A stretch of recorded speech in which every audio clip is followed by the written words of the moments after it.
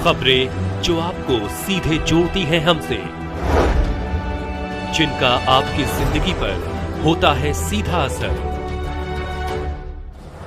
खबरों की वही तस्वीर, बिना बदले बिना डरे, जज्बा सच का लिए, सच दिखाते हैं। पीड़ित पर जानलेवा हमला एवं जाति सूचक शब्दों से अपमानित को लेकर जोधपुर ग्रामीण एसपी राममूर्ति जोशी को ज्ञापन सौंपा। आरोपी पर उचित कार्रवाई की मांग की।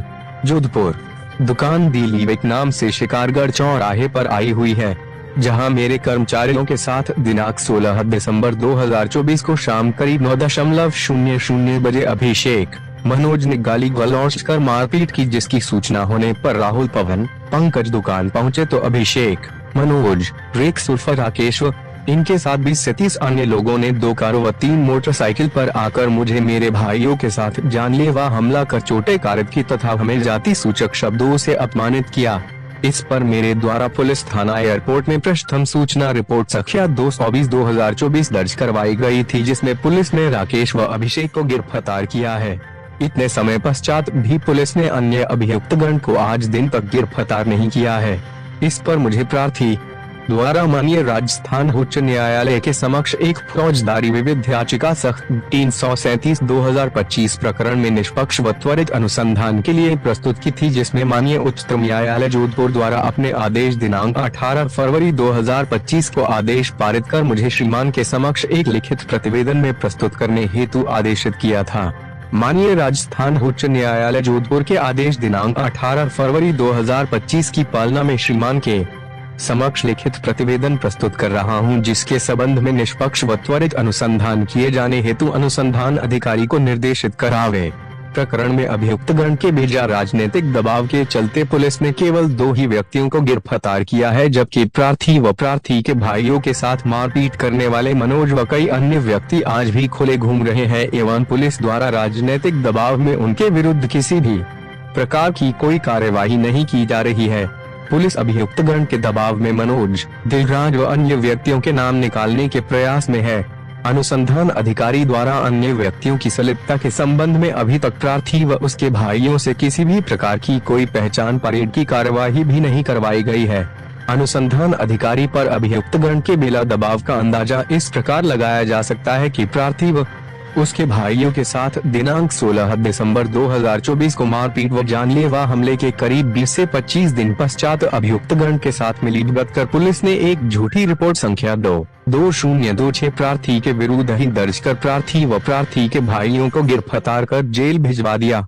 इस संबंध में दांत निकालने की झूठी रिपोर्ट के संबंध में भी अभियुक्तगण के साथ मिलीभगत कर ली, जबकि अभियुक्तगण को किसी भी प्रकार की कोई चोटें कारित नहीं हुई थी।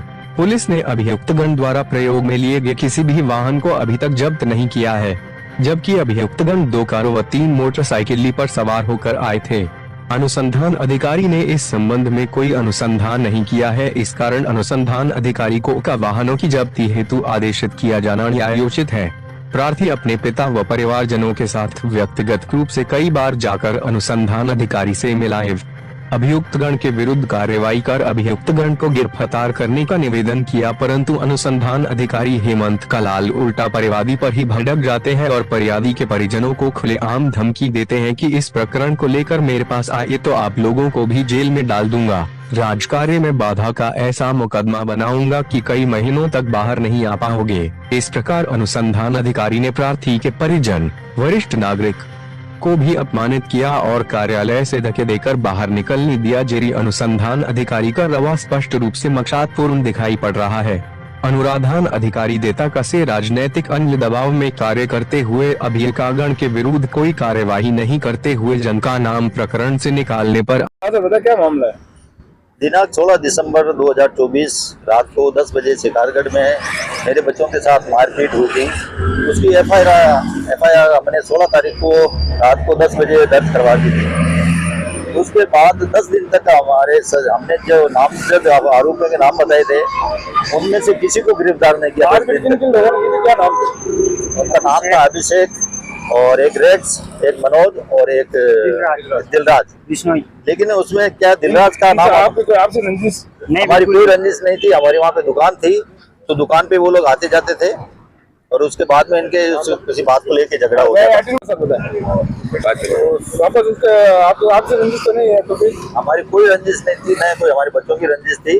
वो लोग वहाँ पे उठते बैठते हैं, पड़ोस में कोई मंदिर है वहाँ बैठते हैं उठते हैं, और वो पुराने हिस्ट्री सीटर है चारों आदमी। और एक लड़का है जो मनोज है, वो आज भी गिरफ्तार नहीं हुआ, और एक अपना वो है जिला दो आदमी आज भी बाहर है, जबकि आज 3 महीने हो चुके हैं।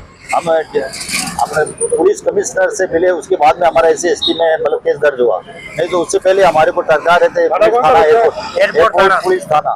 थाने वाले क्या कह रहे थाने वाले ये बोल रहे थे हमारे को 10 दिन तक ये टहला करेगा, हम उनकी जांच कर रहे हैं, हमको उनका पता कर रहे हैं, उनका आधार कार्ड देखेंगे कौन है वो अदर।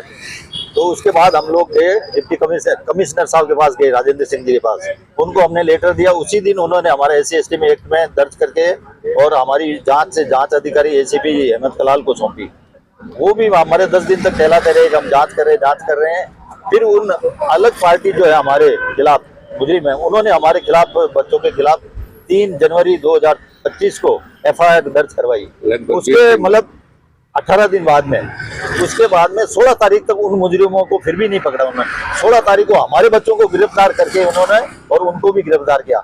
हमारे बच्चे ने मतलब अगली पार्टी ने 3 तारीख को मतलब FIR दर्ज करवाई। उसके 10 दिन बाद में हमारे बच्चों को गिरफ्तार कर लिया। 1 महीने तक उन्होंने दूसरी पार्टी को गिरफ्तार भी नहीं किया, और हमारे बच्चों को उसी टाइम गिरफ्तार करके उनके साथ उनको JCB करवा दी 3 दिन की। हमारे बच्चे 3 दिन जेल में रह के आए बिना कसूर के, और बिना कसूर के उन लोगों ने हमारे खिलाफ FIR दर्ज करवाई है, झूठी FIR, और ये झूठी है FIR। थाने में आज आप DCP DCP ऑफिस आज चौथी बार आए हैं। अभी भी हमें यही आश्वासन मिला है कि आप शाम को आओ 4 बजे, हम आपका जो ACP हेमंत कलाल है वो उसको बुलाएंगे, उनके साथ आपकी बातचीत करवा देंगे। हम उनसे मैं भी बात कर लूंगा। आज अगर शाम को आपकी बात होती है और साथ सेटिस्फाइड नहीं होता तो आगे आपका क्या कदम होता है? आगे हम कलेक्टर के पास जाएंगे और हम धरना प्रदर्शन करेंगे, और मुख्यमंत्री और SC/ST आयोग है उसके पास जाएंगे। अपना परिचय?